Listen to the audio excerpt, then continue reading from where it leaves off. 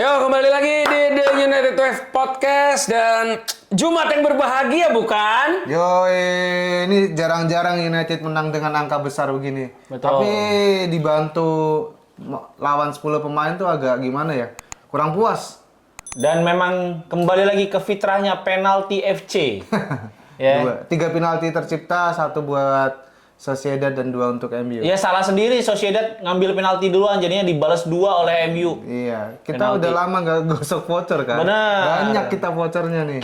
Dikira tuh di babak pertama kita tuh akan dirugikan seperti biasa. Iya, karena baru menit berapa tadi tuh? Ya. Baru menit 10. 7 atau 8. menit 10. 10. Ngegolinnya 10, berarti iya. sekitar menit 8-9. Tadi tuh gue kira bolanya offside waktu dioper, Enggak. ternyata opernya dari belakang ya, emang Iya. bolanya curling, cuman si itu kelihatan kayak offside padahal ya. Oyarzabal kan yang dilanggar oleh Matigli. Oyarzabal. Dan- Dan nggak sengaja juga sih. Iya, nggak sempat untuk narik kaki Nggak juga sempat karena memang narik. pengennya Karena dia clearance.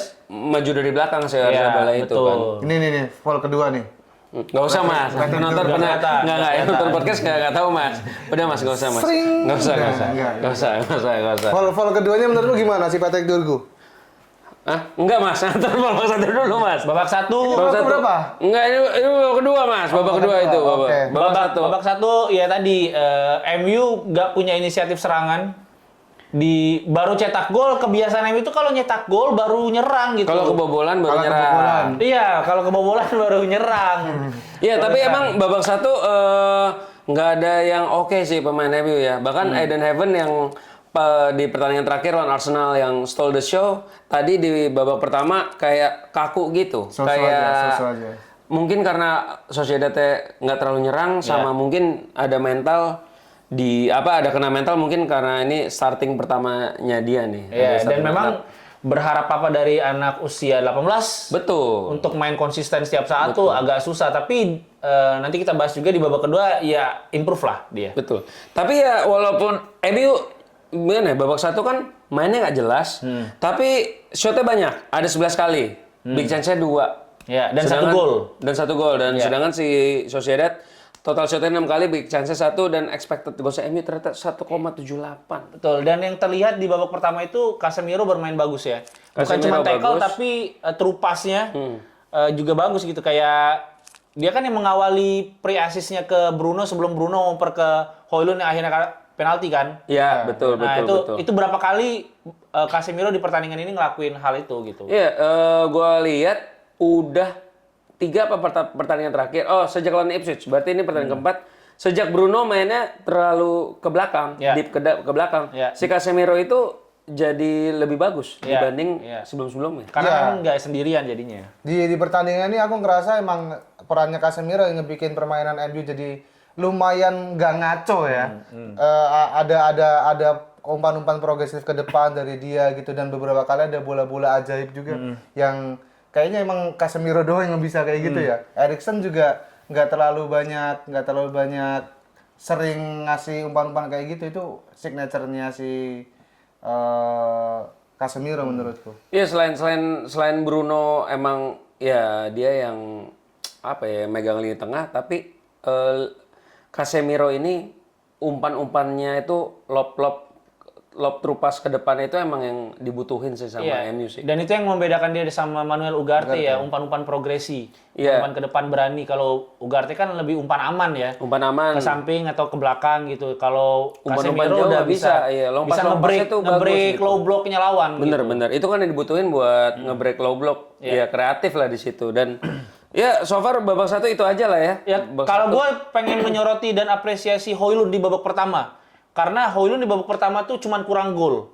Kalau Kurang menurut gol, gua. betul. Karena pergerakannya udah bagus, dia buka ruang dan melakukan semua yang bisa dia lakukan, cuman memang kurangnya gol doang gitu. Iya. Dan di babak kedua bikin dia jadi kurang pede ya Mas ya. Iya. Nggak tahu kenapa hilang Iya. rasa untuk gua nih striker, gua nih layak untuk ada di line up ini. Jadi Betul. dia pegang bola ragu-ragu, mau syuting ragu-ragu. Mikir depan gawang tuh kan harusnya sepersekian detik tuh nggak boleh banyak mikir. Højlund kelihatan banget dia ragu-ragu ini mau dioper atau mau nendang langsung gitu. Karena tadi kepercayaan dirinya mungkin mulai tergerus karena Itu berapa kali dia gagal gitu. Itu mental sih. Mental ya, Belajar benar. main. Iya, ya, dari babak kedua dari awal mulai memang MU megang banget ya, Ya. megang ya, control the game banget. Padahal skor 1-1, kirain mainnya loyo, ya ternyata control the game dan akhirnya di menit ke-50. Ya. Lagi-lagi, ya gue bisa bilang hari ini wasit ya MU diuntungkan sama wasit lah. Ya meskipun memang kalau misalnya kita mau argumen, ya itu foul gitu. Iya, Semua iya, itu iya. foul gitu. Kita ngomong itu foul atau enggak kan berdasarkan rules-nya ya. Iya. Kalau emang itu foul, Iya. mungkin kadang yang bikin kita harusnya nggak foul ya karena kita bandinginnya sama pertandingan-pertandingan lain. Ada yang pertandingan sama tapi nggak foul. Itu kan baik lagi ke wasit yang mimpin. Ya, karena kan itu ada subjektivitasnya juga. Iya iya iya dan Dan di pertandingan ini entah kenapa dicek terus sama VAR. VAR, iya, iya, iya. Kadang kan kita diabaikan kan kalau dapat yang harusnya Bahkan nggak dicek ya. Iya, diabaikan aja gitu. mungkin kayaknya ini Mas wasit-wasit ini berkaca dari wasit di leg pertama. Karena yang kebobolan MU yang penalti itu kan pemain Sociedad nggak ada yang minta Bruno hand. Tiba-tiba bola udah jalan, tiba-tiba di stop. Oh tadi hand. Padahal nggak ada yang minta. Ya. Gitu. Dan kali ini ternyata angin berbalik gitu loh buat tim kesayangan kita United gitu. Dan terus ya setelah menit 50 habis itu kartu merah ya. Kartu merah itu udah Menit 60-an tuh udah Itu udah nggak seru sih menurut gua. akhirnya permainan MU dan Sociedad seimbang ya karena tadi kan sejak awal kan main 10 orang MU. Iya. Karena Dalu nggak main kan. Iya iya iya. Nah, akhirnya pas di kartu merah jadi Jadi seimbang. imbang. Bahkan mainnya. si Dalotnya kalau bisa tadi pindahin ke tim sebelah aja kan. Dalot kan baru masuk lagi menit 80 itu. Iya, 88. 88 baru masuk lagi. Baru masuk ngegolin. Dan terus Tapi memang kayaknya MU belajar dari lawan Fulham. Ketika mereka nggak mau extra time sampai ke adu penalti karena terlalu riskan gitu. terlalu riskan. Makanya dia nyerang dari awal di babak kedua. Iya iya iya. Kalau iya. gua melihat si Ruben belajar dari situ. Kayaknya si pemain MU udah pada ngerti anjir komposisi pemainku kalau penalti begini semua nih. Iya, bener. Hancur-hancuran gitu. Kiper gua Onana doang nih gitu kalau penalti. Kalau Bayindir kan kemarin masih bisa lawan Arsenal gitu. Terus ya setelah lawan dari menit 63 kita lawan 10 orang, ya memang MU benar-benar control the game tapi lagi-lagi Sulit karena untuk kill the game. sulit kill the game karena gue lihat tuh positioning sama passing-passingnya terlalu terburu-buru sih. Ya, Itu yang bikin nggak bisa kill the game gitu. Bahkan berapa kali Højlund tuh dapat bola, Højlund nih kasihan sih. Ya, Højlund nggak dapat bola, ya nggak bisa nyetak gol karena gue udah lihatnya ini udah bukan pemain jelek tapi lebih ke mentalnya Iya. udah hancur banget sih. Iya. Karena emang idealnya menurut gue harus ada tandemnya. Iya. Entah lebih jago atau sejajar atau lebih biasa lah.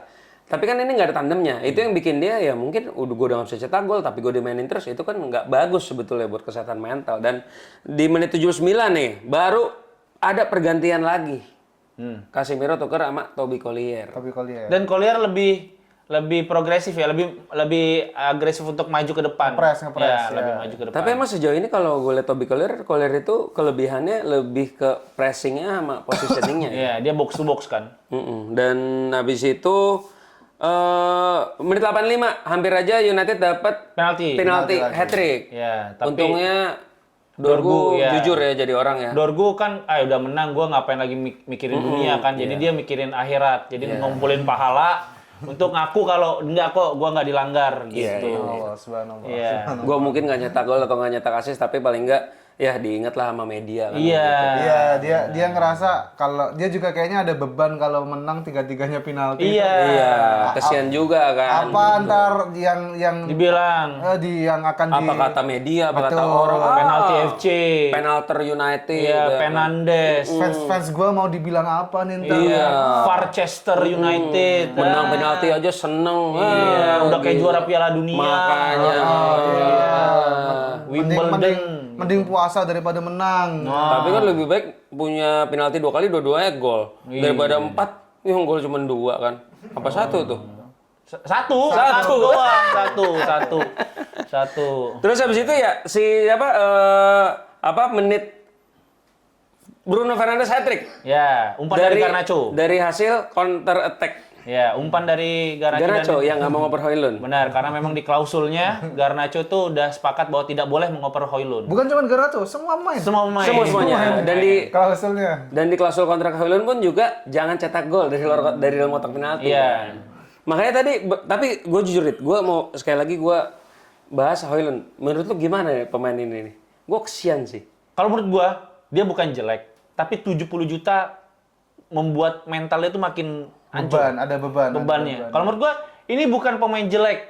Karena masih muda, punya potensi. 21 tahun. Tapi bukan yang world class juga untuk dihargai 70 juta. Tapi kalau mau dibilang, bukan salah dia juga. Dia nggak mau dihargai 70 juta. Orang klubnya yang hargai 70 juta. Salah Atalanta berarti ya. Makanya kalau menurut gua sih, ini dia bukan pemain jelek, tapi bukan yang layak untuk 70 juta. Ya, habis itu. Tapi menurutku ya ini soal waktu aja ya. Iya. Gimana dia akhirnya ngebuka keran golnya dan dapat rasa PD-nya lagi itu yang kita butuh. Yang dibutuhin ya. Iya, maksudnya gimana caranya teman-temannya dia juga Support. support. Kalau di pertandingan ini cukup support, apalagi Dorgu tuh kelihatan banget. Dorgu support banget. Kecuali Garnacho kan, emang nggak suka sama Garnacho sama Dalot apalagi. Iya. Kan. Tapi ngasih ke Dalot, Højlund. Ya itulah. Nih, lu kan minggu lalu nggak kasih gua asis nih, gua kasih ajarin lu nih cara asis begini gitu. Tapi Dalo ini gue lihat bagusnya tim ini nih kayaknya atmosfernya lagi bagus nih. Ketika ketika Højlund yang susah cetak gol disupport. Iya. Terus ketika Dalo cetak gol yang lagi dihujat juga gitu, semua pemain tuh merayakan. Iya, bahkan Onana maju. Iya, gitu Sama kan. Onana ngomong, Jadi ini atmosfernya goblok-goblok lagi bisa bagus. golin juga lu ya. Dia bilang Iya, lu juga goblok anjir. Nah, berantem di situ mereka. Katanya Dalo kan gitu. Kayaknya ini ini tim bukan yang apa ya, nggak acuh sama sosmed ya. Mereka semua kayak ngerti Tahu, ya siapa yang lagi incaran dari fans, Iya, siapa yang lagi iya. dicecer sama media. Jadi ketika ada kayak gini, yang lega bukan cuma fans, betul, setuju. satu tim melek tuh- sosial mereka ya. Dan memang melek sosmed. kayaknya berarti. memang pemain MU juga tahu bahwa tim ini nih sedang tidak baik-baik aja gitu. Jadi kayak ketika ada yang bisa dirayakan ya dirayakan rame-rame gitu. Ya itu, tapi ya pemain terburuk menurut gua Dalot sih itu. Dalot. Tapi Karena nggak kelihatan sepanjang 98. tapi parah. Iya, Itu iya. parah banget. Crossing nggak bisa. Terus dia ada yang mau nge-hold bola di samping malah kerebut. Malah kerebut. Untung ada Casemiro. gitu. Ya, pemain Ada terbaik. satu momen yang Casemiro melotot. Ya itu gara-gara Ya, itu tuh. gara-gara itu gitu. Ya akhirnya United menang 4-1. Ya menyenangkan tapi nggak meyakinkan. Iya. Jadi pemain terburuk menurut lu siapa hari ini? Dalot. Setuju Dalot ya? Gue Dalot Iya, sih. Pemain terburuk Dalo. Iya. Dan Dalo. Onana juga hari ini menurut gua nggak terlalu banyak diserang karena Sociedad Iya, nggak pun bisa- juga nggak bisa dinilai kalah lah. kualitas lah. Nggak bisa dinilai lah Iya kan. Onana. Makanya. Dan pemain terbaik siapa? Bruno. Ya nggak usah Bruno lah. Di bawah Bruno siapa selain Bruno? Kita udah sama-sama tahu Bruno. udah Zirkzee bagus. Gue kalau bisa dibilang ya selain yang bisa pemain-pemain kayak Halirin Zirkzee bola, bagus, iya. Højlund juga nggak jelek di pertandingan ini. Tapi gue pengen apresiasi Casemiro sih. Casemiro ya. Ngasih Gua juga setuju keseimbangan, terus juga dia bisa lakukan progresi juga. Jadi kayak balance aja gitu. Kalau lu Mas? Ya Casemiro atau kita lupa sama si Mazrui ya. Mazrui juga ngajarin. Bolak-balik nge-backup si Dalo kan. Dan ngajarin dia jadi back sayap. Bahkan tadi dia sempat ngolongin Iya, Sociedad itu kan Iya, dari itu. sayap kanan gitu. Terus dia marah-marah kan, lu nggak tahu gue puasa katanya. Kan udah buka. Oh iya. Iya, lupa. Astagfirullah gitu dia Udah langsung. buka, sorry. Iya. Kayak gitu ya. Oke lah, gue juga setuju ya pemain terbaik Casemiro. Casemiro. Cuman memang yang agak disayangkan ketika udah unggul 3-1, Ruben Amorim belum berani untuk mainin pemain muda. Iya, gue lagi-lagi kecewanya itu nggak mainin pemain muda. Kenapa ya? Ya, Padahal kan tadi udah 3-1 gitu menurut ya. gua Bisa. Gitu, masa iya United kebobolan 2 gol kan nggak mungkin gitu. Kan Ruben Amorim juga punya janji sama Dalu. Kalau mainin pemain muda belum tentu Dalu ngegolin. Oh iya benar juga. Punya janji sama Dalu biar harganya naik. Katanya kan diincer Real Madrid. Di Real Madrid sama Bayern karena- Munchen bener. katanya. Kok ada iya yang ngincer? Bener juga kenapa Dalot dimainin terus. Itu, supaya biar- harganya naik. Makanya. Walaupun nggak naik-naik ya. Nah, Aduh, ya udahlah. Oke, sekian United Five Podcast hari ini. Sampai ketemu lagi hari Senin pagi. ya. United lawan Leicester. Gua Koko United pamit. Dita dan Gak utama. see you guys. Ciao.